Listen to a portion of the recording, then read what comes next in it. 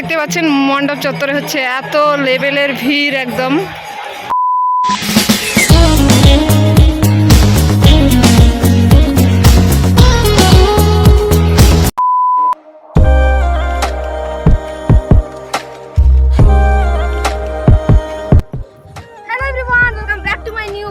আজকে চলে এসেছি নড়বুড়িয়াতে, আর আজকে হচ্ছে শুভ শিবরাত্রি সবাইকে আমার তরফ থেকে।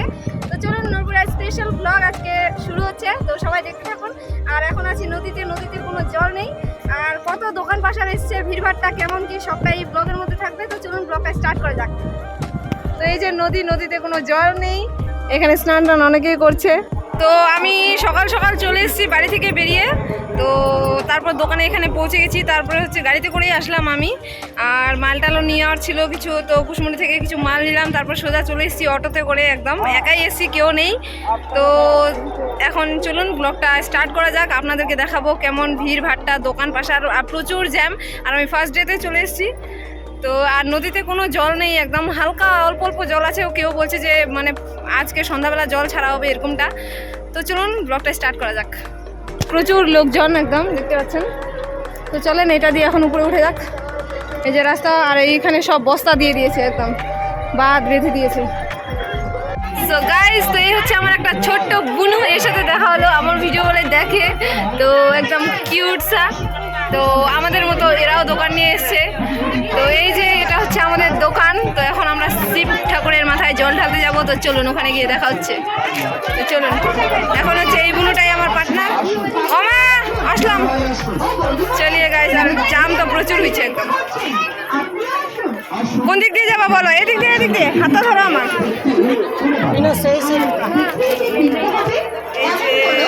চলো একটু ক্রাউডটা দেখাই। এই যে এরকম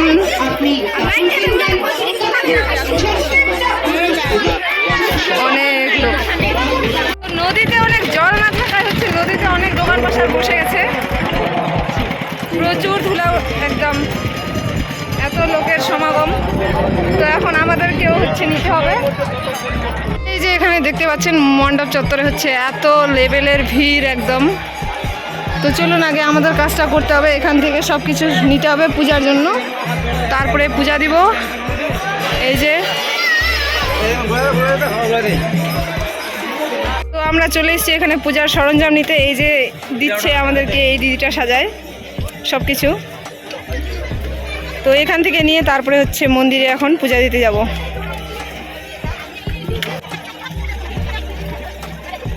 তো গাইস, তো আমি তো এখানে পূজার জন্য সব কিছু নিয়ে নিয়েছি, এখন এটাতে জল ভরতে হবে। তো এখন নদী থেকে জল উঠাবো। তো চলুন।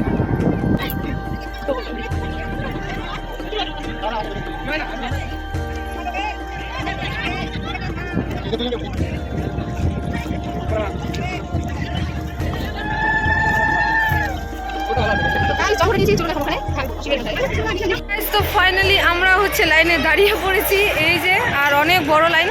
তো ঘেনা পেঁচা করে দিয়েছে, বাট অনেক বিশাল লাইন পিছিয়ে আছে অনেকটা। এই দিকে দেখতে পাচ্ছেন মন্দির। তো চলুন, আর অনেক যাত্রী এসছে এদিকে গাছের তলায়।